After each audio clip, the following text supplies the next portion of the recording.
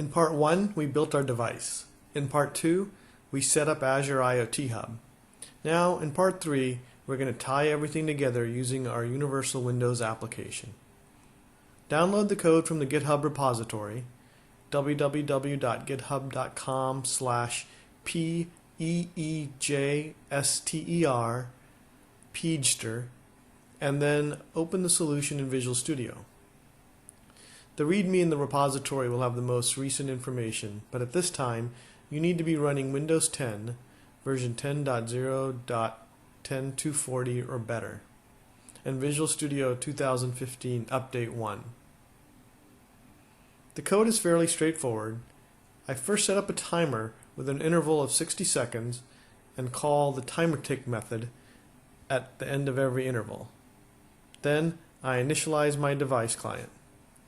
Next, I initialize the GPIO pins, and finally, if the GPIO pins initialize successfully, i.e. if the LED is not null, then I start the timer. Here is the init GPIO method. I get a controller and define the pins I'm going to use.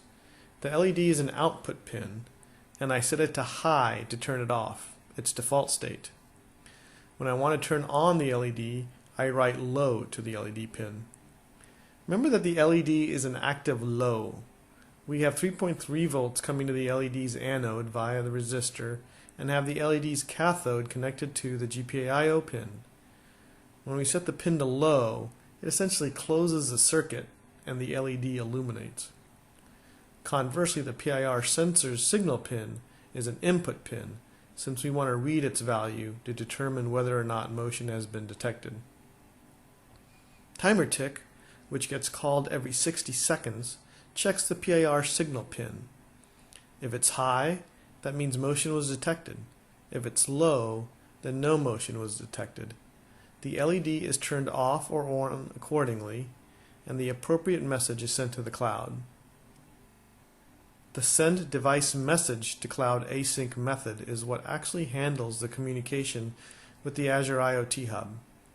First, it constructs the message from the telemetry data, and then deviceClient.sendEventAsync sends the message to Azure. The only thing you need to do in the code is to add info specific to your IoT Hub and device. The IoT Hub URI, the device name, and the device key. Paste in the IoT Hub URI.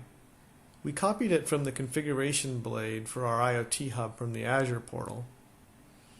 Enter the device name you entered when you created the device's identity in Device Explorer. And finally, paste in the device key that was generated for the device. If you haven't already, configure Visual Studio to deploy the app to your Raspberry Pi. Double-click on Properties from the Solution Explorer, select the Debug tab, select ARM as your platform, and select Remote Machine for your target device. Then enter the hostname or IP address of your Raspberry Pi. Here I have the hostname entered, RL-Sensor2. Be sure to select Universal as the authentication mode. Save the changes, then hit F5 to deploy the app in debug mode. Now that the app is running, move your hand in front of the sensor. The LED will turn on once the motion is detected.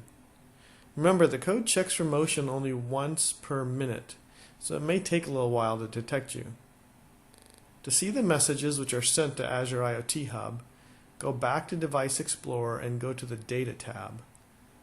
Select the device from the drop-down if you created more than one device. Choose a start date and time. To make it easy, I'll set the start time for yesterday so that any messages created today will be displayed. But be careful because there's a message sent every minute, so you don't want to retrieve thousands of messages. Now click Monitor.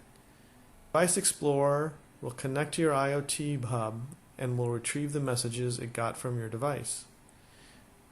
You can see the motion detected message from when I first deployed the app and moved my hand in front of the sensor. Then, as I stayed away from the sensor, it continued to send no motion detected messages to Azure. There you have it, a complete IoT solution. First, a device with a sensor gathers data from the real world in this case, whether or not a conference room is occupied. Then the device sends the data to the cloud. In this case, the data regarding the room status is sent to Azure IoT Hub. Now that the data is in Azure, you can do all sorts of things. Create a real-time dashboard which shows the status of a conference room.